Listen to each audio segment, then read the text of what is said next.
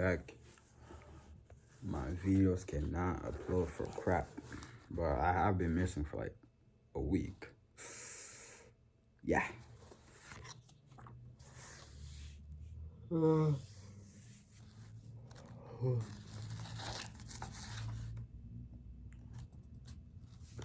Let's go to Burger King.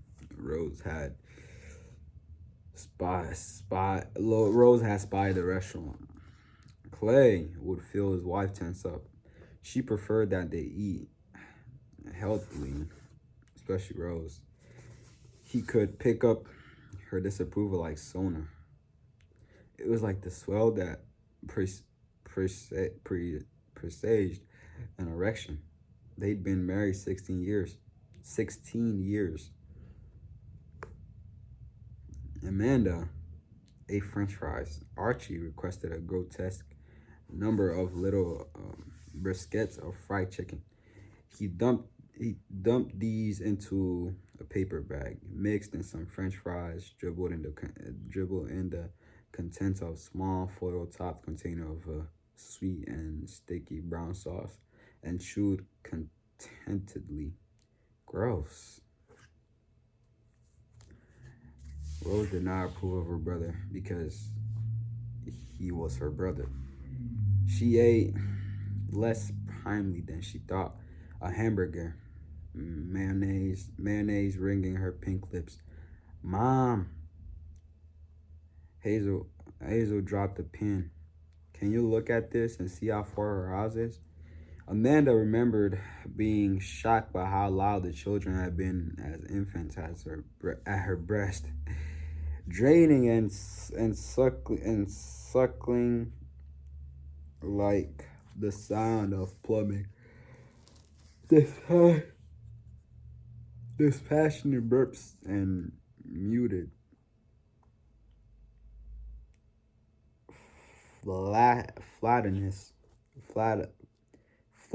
flatulence, like a dud firecracker, animal and unashamed.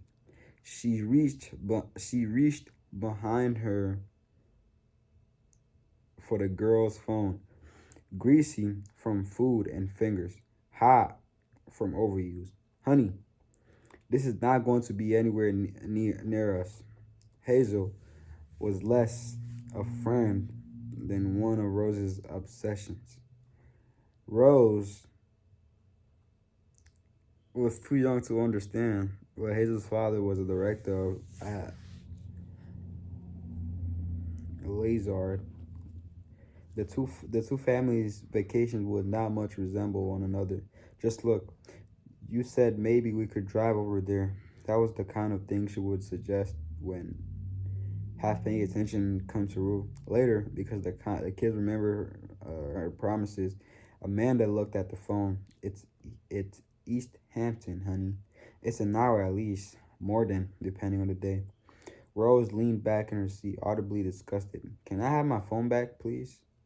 Amanda turned and looked at her daughter, frustrated and flushed. I'm sorry, but I don't want to sit through 2 hours of summer traffic for a play date. Not when I'm on vacation.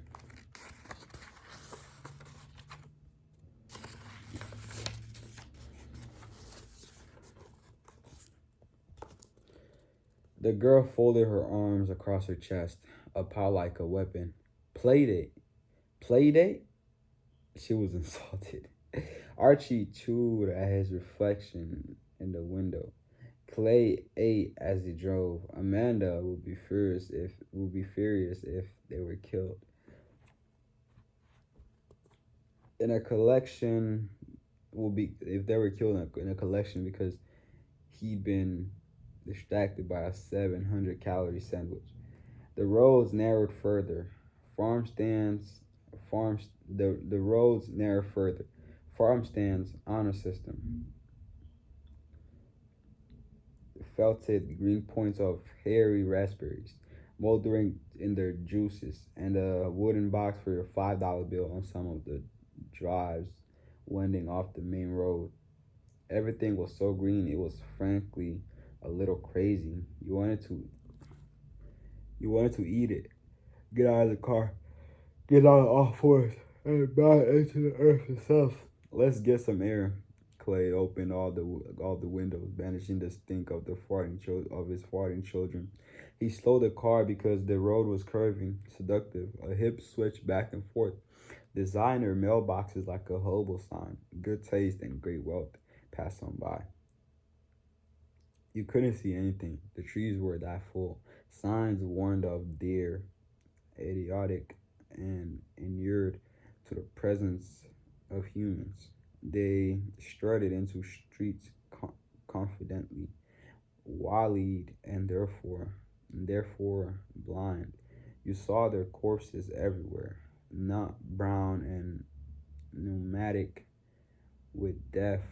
They rounded a bend and confronted a vehicle. Archie, at age 4, would have known the word for it. Gooseneck trailer. A huge empty conveyance being towed by a determined tractor. The driver ignored the car at his back, the locals' nonchalance for a familiar invasive species. As the trailer huffed over the road swells, it was more than a mile before it turned off toward its homestead. And by that point, Aridon, Ariad, oh my gosh. Um, by that point,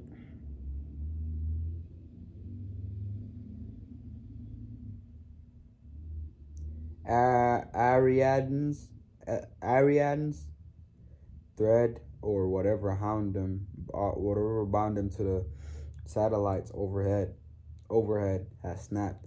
The GPS had no idea where they were, and they had to follow the directions that Amanda, that planner, had thought to copy into her notebook.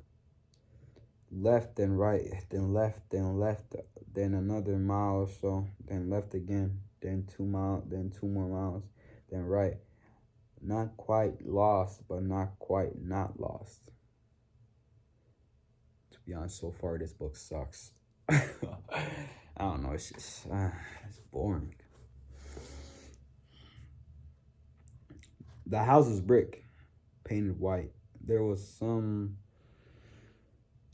something alluring about that red so transformed. The house looked old but new. It looked solid but light. Perhaps that was a fundamentally American desire or just a modern urge or to want a house, a car, a book, a pair of shoes to embody the contradictions.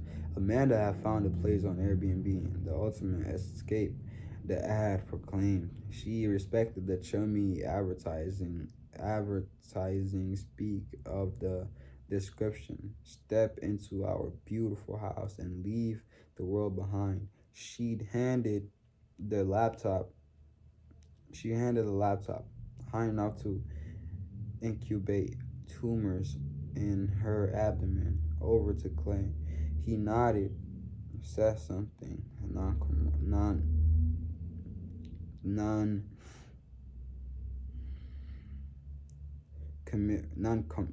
committal, but Amanda had insisted upon this vacation. The promotion came with the raise. So soon, Rose would vanish into high school disdain. For this fleeting moment, the children were still mostly children, even if Archie approached 6 feet tall. Amanda could, if not conjure, at least remember Archie's high, girlish voice. The chunk of rose against her hip, and oh, sob on your deathbed.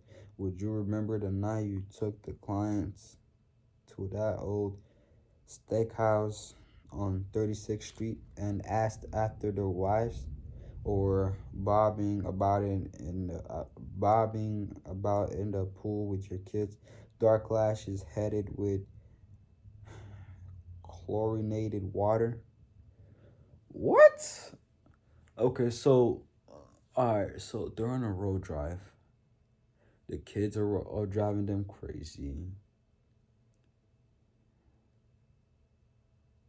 And now, what are we talking about? Oh my gosh. Sheesh. Let me keep reading. Maybe you'll get interested. It will get interesting. I don't know. Let me just work on my speech. This looks nice. Clay switched off the car.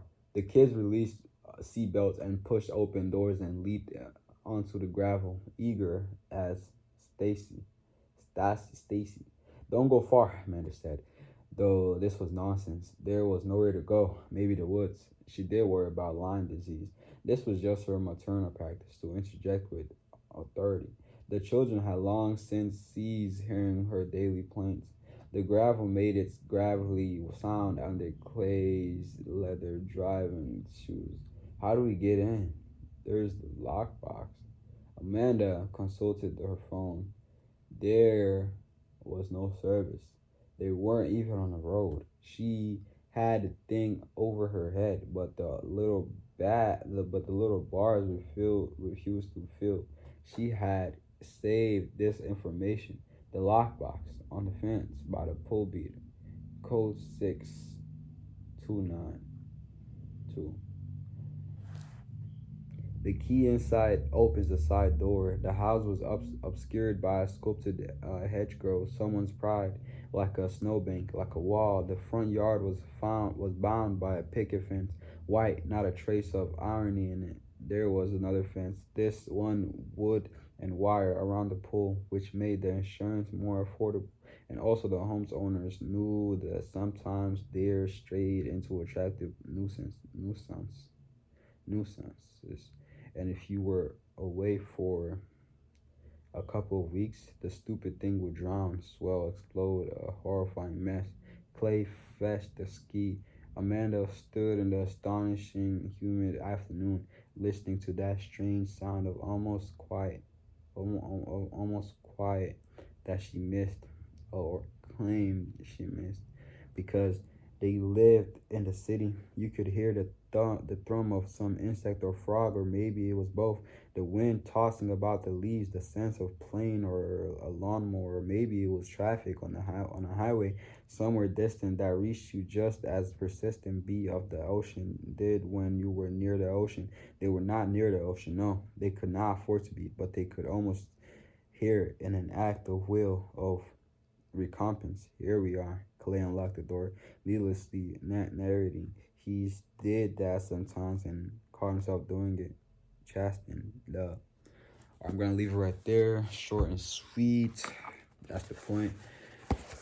So far, the book is man. The book is it's iffy, but that's the beauty of it, because when school starts, with me being in advanced classes, I'll be expected to be reading a lot, and the books that I'm gonna be given or assigned, I'm gonna be getting assigned to read. None of them are expected to be to my liking.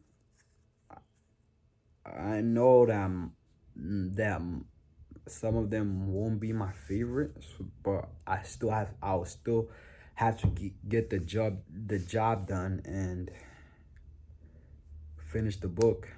So I hope this book will get interesting. But a recap of what I read: Amanda family has finally arrived at their destination. Where they are, there's no service, so I don't know how they're gonna survive the trip, but I believe they have what it takes. Yeah, that's my recap.